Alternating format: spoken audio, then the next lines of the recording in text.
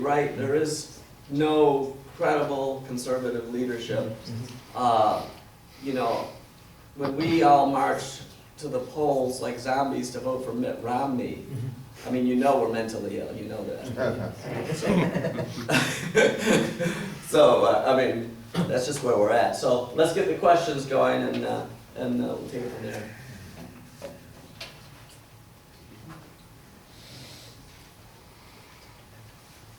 Hi, my name is Arnold Yod. I run pocketcollege.com. The world that we see evolving in front of us, to me, greatly resembles everything described in Deuteronomy 28:15, where, you know, the first part of Deuteronomy 28 is, if you obey me, you're going to get all these good things. And then 3/4 of it from 15 on is, if you disobey me, here's all the bad things that are here. And that's the world that I see evolving in front of us. And so, you know, it posits an unbreakable chain between disobedience to God's law and the curses that follow. But you can't find that connection in people's awareness anyway. And so the conservatives, well, us here, and we document all the bad things and how it's evolving into worse things. But we can't make the connection to the cause. You know? And I, for my whole life, I moved from Canada to the United States to help fight, you know, the left and all that kind of stuff. And I always had the hope that, well, when the religion of death, humanism, finally comes into its own and it just all falls apart economically and in every way, then people will finally wake up. But, you know, you keep on open. It's amazing how the banks just keep everything going, even though it's more and more upside down all the time. I don't know how they do it. And I just wonder what your perspective on that is. Can it get to a point where it just falls of its own dead weight? Or does it just keep on getting worse and worse and worse? You know, I've had exactly the same thought many times. And obviously in Deuteronomy you say, you know, if you do these things, you'll be blessed. If you behave this way, you'll be cursed. Well, anything that you find in the Old Testament, any kind of abomination, outrage, we now have it. We not only have it, but it is glorified as holiness. I mean, this is preferred. These are righteous, holy people who are doing all these perverse things, and we have to celebrate them. You see, at some point, you know, these suckers deserve to get it. Nothing ever happens, you know. The standard of living goes up. This sort of thing. It is remarkable. You think at some point, people who are so depraved and who push depravity as religion would suffer the consequences, but so far I see no indication that this is about to happen. Fret not thyself over evildoers. Right, right. I think when it happens, it'll be rather sudden.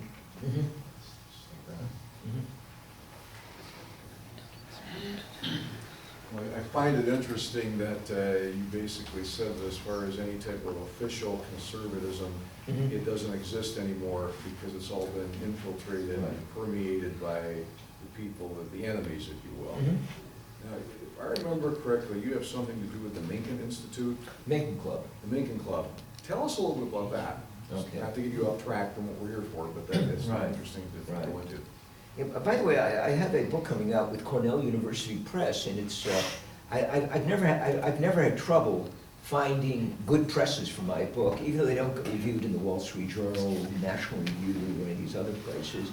But you know, I do have some, I suppose, prestige as a scholar, so I can get these books published. This is a critical anthology on the conservative movement, which makes all these points about, you know, all of the obnoxious habits of these people. They triangulate with the left. They basically want approval from the center left so they can move over if they have to and write for the New York Times or the Atlantic or something. They're contemptible and transparently contemptible, you know, but they seem to do very well. playing these games, and they've been carrying out a very systematic purge of all opposition on the right. I was one of the early purgees, you know, many decades, but they, you know, you could, I think it's Sobran, Fleming, I mean, everybody's been pretty much always been kicked out. And So- they're always open. They're always open to the left. I mean, you want to come over from the left, and you'll say, "Yo, gee, I've been thinking of voting Republican. I'm not quite there yet." Or this, they'll have you on. You know, they'll give you a program on Fox or something. I mean, they really are kind of media carnival, the conservative movement. And I've never quite understood why they're so hated by CNN. I mean, I watch these people, you know, and CNN should like them because they deflect any serious right-wing opposition, as far as I can see. The Mencken Club is open to right-wing opposition, although not the crazies. We try to keep them out, like neo-Nazis or people like that. But the problem that we are facing is that most of our members are older members. We usually get about 80 to 100 coming. We have a meeting on November the 8th. We meet at the same place near the airport, the Baltimore-Washington Airport, at the Sheraton Hotel. And most of the clerical work has fallen on my wife, who doesn't feel like doing it anymore. And the other people on the board don't do anything. They just come to meetings. So we have very good speakers. We have Amy Wax, who's a professor of law at the University of Pennsylvania and has been attacked for noticing that she never had a really good student who was a minority who got in through affirmative action. Wants us to say that, obviously. She's one of our speakers, but we have extremely appealing, compelling speakers. The price is right, but one of the problems that we have had is that all of the institutions of what I call conservatism incorporated tell their workers not to come, their employees not to come to our meetings. We've totally blacklisted. Because, and not because we are right-wing extremists, I don't think we're right-wing extremists, but we're not authorized conservatives.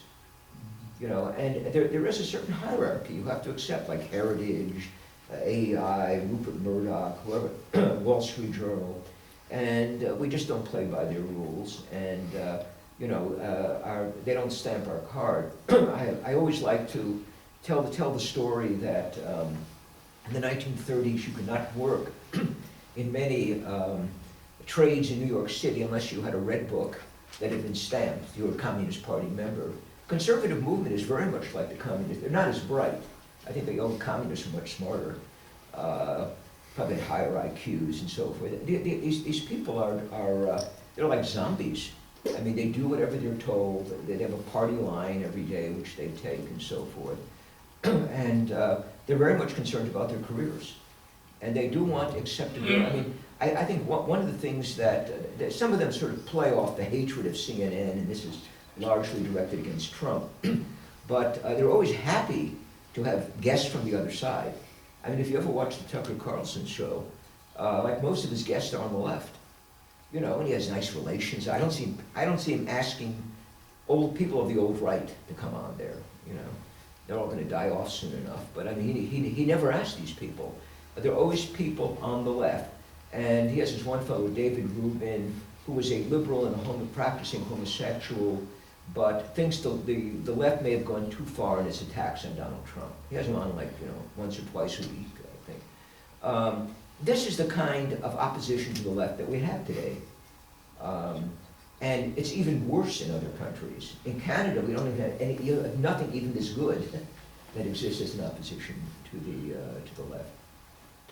If you had to go track this back, who's the root cause of all this? Who's the ones that, like, if we had to go ahead and we were watching The Wizard of Oz, where the dog goes ahead, and it wasn't a dachshund, by the way, goes ahead and pulls the curtain back, and it's like, it's that guy. Who can we point to and say, who's the real bad guy? Well, I don't think it's individual. I think it is institutional, and I think it happens by stages. You know, my book, After Liberalism, I tried to show how the development of public administration in the United States creates the context for massive social engineering in the name of making us more democratic.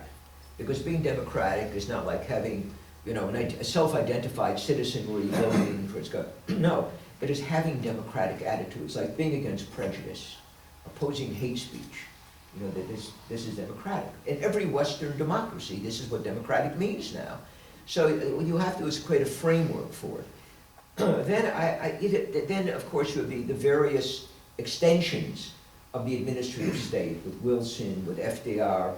In the 1960s, I think what happens in the 1960s here and in Western Europe is a vast expansion of public administration. And much of it is concerned with things like family policy. You know, they're going to reconstruct your family for you. They're going to oversee your family. In the United States, we have the Civil Rights Revolution, which goes on and on. The transgendered bathrooms is simply the latest stage of the Civil Rights Revolution. I mean, you can't, the whole notion that this ended, we had a good Civil Rights Revolution that ended on March 6, 1969, or, you know, January 1st, 1970. This is all nonsense. It simply becomes more and more radicalized over time. It's sort of like the French Revolution that goes through stages of radicalization. However, we have not been lucky enough to have a Thermidorian reaction, which is a reaction against the revolution. It simply goes on and on. Certainly the expansion of the electorate is important. You know, the 2/3 of the people of the population of the United States since the 1960s has been as a result of immigration. So, you know, and presumably most of these people are on the left politically. I mean, it might be, by the way, even people who come from Europe are on the left politically. People come from Ireland or Poland, even they will vote with the left. So that, you know, if the right thinks it's going to say, you remember Trump's remark, you know, why can't we have more Norwegians? The Norwegians will probably vote with the left if they come here. So, I mean, immigration has not worked very well in terms of maintaining any kind of electoral resistance to the further expansion of social engineering and political correctness. So I think it happens by stages. And I don't think there's one villain. I've never bought that argument. I think it's developmental. Thank you. Yeah. Here we go. Yeah, thank you. That was just very thought-provoking lecture, and I want to thank John for having these events. I always look forward to coming to them. It was refreshing not to hear overt anti-Semitism from the speaker. We always give a statement and then ask a question. The only statement I have is just be of good cheer, because all of this cultural disintegration was predicted in astonishing detail in the scriptures that this was going to happen. It's not going to stand. It's here for a season. These people that are doing it, it is they who are in danger. This is not going to last. It's not going to stand. It'll get real bad, but it's not going to be permanent. So, you know, the Lord God will set things right eventually. And then my question is, and pretty much, I kind of agree with you with only one little thing. You said there's no pushback. So my question would be, isn't at least the election of Donald Trump at least a partial pushback? Because the establishment hates him from both sides, and I think what we ought to do, there's things that we can do. We can pray. You can go out and vote. You should vote straight Republican, not because the Republicans are any good, because they're not. All right? You can go on for an hour, I'll agree with everything about it, but they're not Democrats. All right? So, and the establishment won't like that. And then the third thing is, I think Christians, and I know John will second this, we should try to push for people to get their kids out of the public schools. If 1 million Christians more would take their kids out of the public schools, I think it would rock this country to its foundation. And that's what we need to do. But my question is not the election of Donald Trump somewhat of a pushback? It's not as pure as it should be. It's not perfect by any means, but if we can do that, and if we can re-elect him and stuff, isn't that somewhat of a pushback? You were right. And I think all these people who are condemned as deplorables are pushing back. And I think the Christian right, to the extent that it's not owned by the Republican Party, is probably pushing back. What I should have said is so far there's not been effective pushback, because there are obviously people who are trying to push back. The election of Trump, I think, was an attempt at resistance against further inroads to the left. It has not been, all that successful. I have to tell you something about the campaign for Trump. There was a declaration of support put out by so-called conservatives.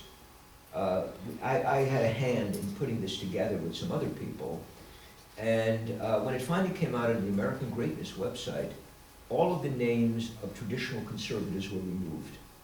The ones that were kept were neoconservatives and Republicans. So even that they were able to manipulate, and I helped put together that declaration of support. The fellow who got fired from the administration, Darren Beatty, who was in the news, was a protege of mine. But I really have no influence on the Trump administration, absolutely none. I had some on the Reagan administration. I met Reagan. He didn't listen to me. I told him to get rid of the Department of Education, which he didn't do. We gave it to Bill Bennett instead.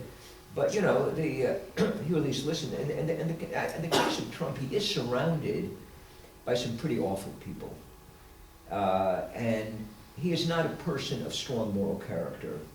As you as a Christian obviously know, you're picking very damaged goods, to use against much more dangerous forces when you vote for him.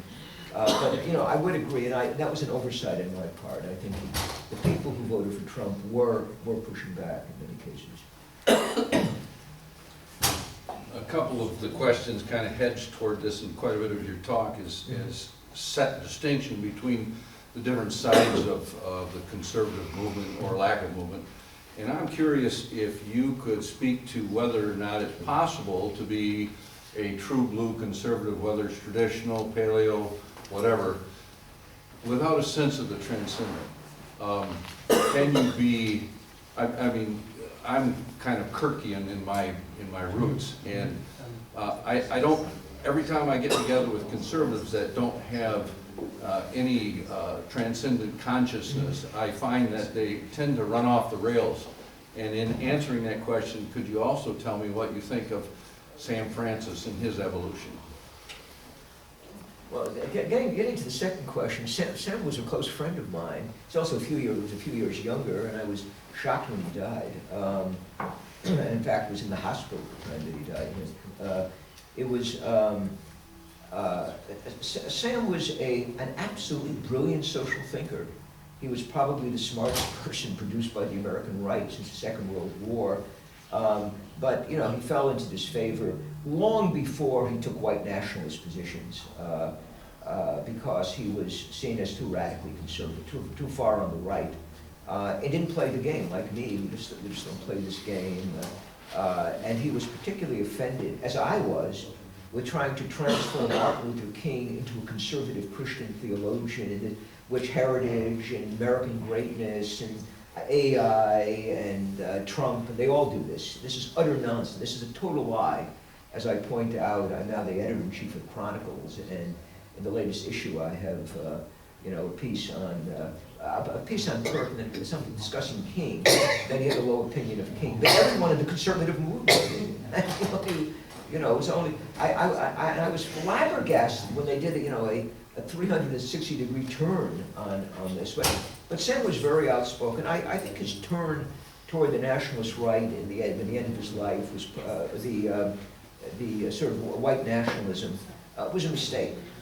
But I sort of weigh this against his enormous accomplishments and the fact that he was a very, very close friend. Could that mistake be linked to his agnosticism? I'm not even sure he was really an agnostic. He was raised as a very devout Presbyterian at a Presbyterian there. I think there was a sense of the transcendent in Sam. One of the things, by the way, that I generally agree with you. I think that conservatives who lack a sense of the transcendent are usually defective conservatives, to the extent they are conservative. Of course, the entire conservative movement is that this is not conservative, but if you're a real conservative, you have to have some, I think, you have to have a sense of the transcendent. I would agree. The problem I see is a lot of people say, yeah, I have a sense of the transcendent. Then they feel free to take all kinds of leftist positions. I've noticed this. I write for the American Conservative. Most of the people writing for the, supported Doug Jones in Alabama. They voted for Hillary and wouldn't vote for Trump. That's because I have a sense of the transcendent. If you say, I converted to Catholicism last week, or something like that, this becomes a means by which you can then, authenticate yourself as a right-winger and feel free to take all kinds of other liberal positions. The guy who was very good at this is David French in National Review. There isn't any leftist position. He came out in favor of drag queens and in children's libraries, but he says, as a Christian, I have to accept this. So I've seen the sense of the transcendent being so abused so often that while I agree with your initial statement that a sense of the transcendent, is certainly helpful, if not indispensable for conservative, it has now been so distorted, that when I hear this, I become a little uneasy. He's a disciple of Butterloo from Indiana. Right. By the way, Sam Francis spoke here in October of 2004. It was his last public speaking event before he died. Just thought I'd mention that. We got a chance to hear him here. Hey, I'm Max. My question is really simple. All right, so you use terms like cultural Marxism and all these other waffling obfuscations, right? So what are we going to do about these Jews? You tell me. What do you want to do? Well, they've been expelled about 110 times, right, throughout their history. So what's the reason for their expulsion? Various reasons at various times. I mean, you really haven't given me an answer. I mean, people, different people get expelled at different times from different countries. Right. Yeah. Do you think if they all went away, you'd have no more left to worry about? Yeah, I do. You're very optimistic. What do you do with all the left-wing Christians? I mean, Well, there's hundreds who of millions occupies of all them. these key institutional spaces that shape opinions? It's Jews. Get rid of them, and we take the institutions back, and then I don't know behavior if that's follows going to the work. institution. I worked at a Protestant college. It was at a Protestant Anabaptist college. All of these people were totally leftists, and they were not influenced by Jews. They would claim they were influenced by Jesus, and they said it was a leftist. Well, Protestant leftist college, what's that rooted in? Oh, so we've expanded our list of villains, right? It sounds like Jews. It's rooted in, that, what was it? It's probably some evangelical stuff, right? So, where do they get their money from? They get their money from a lot of sources. They get it from other evangelicals, too. Next question.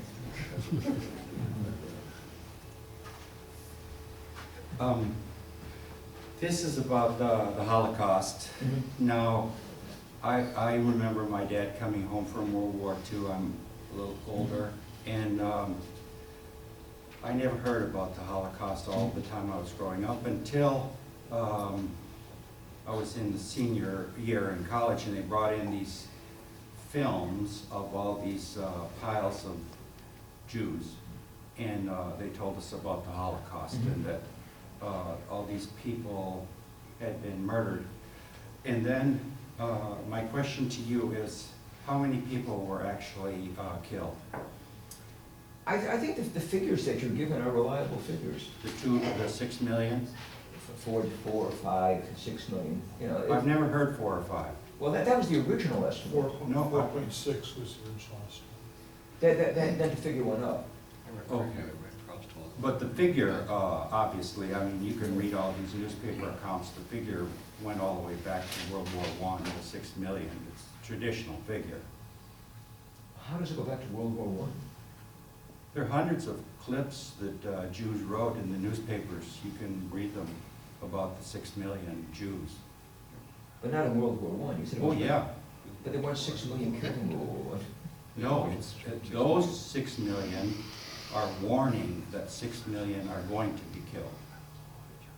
There are lots Yeah, of... but even if they're warning, it doesn't negate the fact that people were killed later on, right? I mean, even if something you're warning about it, this nonetheless could have happened later.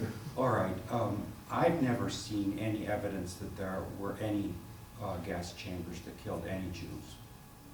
And I've read I read German, Well, and they've captured the Germans were very careful record keepers. They kept record of every death in the concentration camps, and those records are available, and it gives the death reasons for Jews, and there probably maybe 200,000 people died in the concentration camps.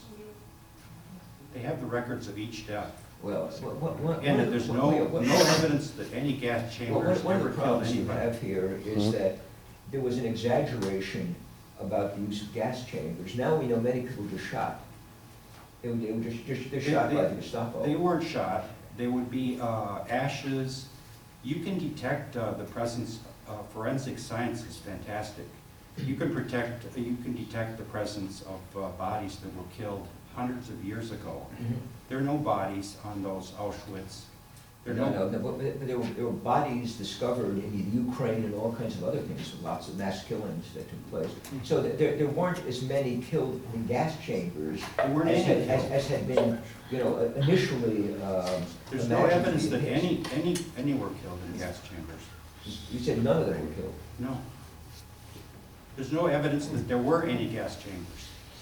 Have you ever read Ralph Hilberg's book on the Holocaust? Because he has all kinds of, scientific data and so forth, and he does not exaggerate. I mean, he's a very careful scholar, and he does say about 5.5 million Jews were killed in various ways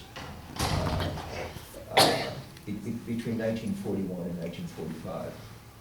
There are no gas chambers that are capable of killing any Jews. They're non-extant. You said they never used any gas chambers anywhere No, I didn't say inside that. that. Yeah. They used them regularly to delouse. And not to kill people. No, they never used any to kill people. There are none. Yeah, I would have to dispute that on the basis of what I've read on the subject. Which would Nobody has indicate ever that they were produced used, any but not as evidence for it. widely as originally thought.